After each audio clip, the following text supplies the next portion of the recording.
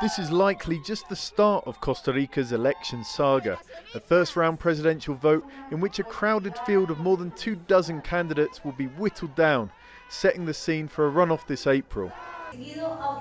Nobody seems to have the 40% of voter support it would take to win outright. Analysts say that's because many of the populace remain underwhelmed by what's on offer. But there are still frontrunners. Let's have a look. In first place, say polls, lies José María Figueres. A former president in the 90s, this establishment candidate wants a second bite and is trading on his experience to get it, although a past corruption scandal may trip him up. However we see it, this country is falling apart bit by bit. I'm offering my experience in government decision-making and building teams of women and men who can help us rescue the country and put it on a different path of green economic growth, jobs, combat of poverty and rescue of national education. Second place in the polls, LINETH SABORIO, the country's first female vice president.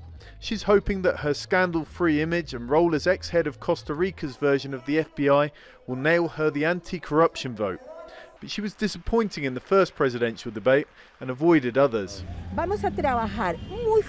We will go hard against impunity. We especially want to put Costa Rica on the right path, a country that is more just, with more opportunities and fairness for all people to have the opportunity to work.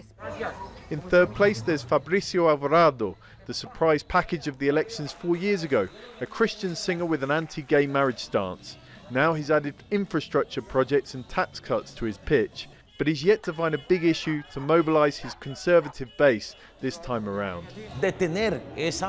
We need to stop governing by hitting the wallets of Costa Ricans, and instead focus on reactivating the economy and reducing the sales and salary tax and other important decisions, to take a different path. But what are people worried by in Costa Rica, a country which is among the most prosperous in Central America and stable enough to not even need an army? Well, there are problems. Unemployment lies at almost 20%.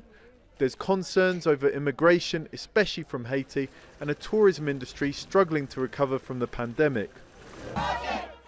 Whichever president takes those issues on, they'll need the support of Congress.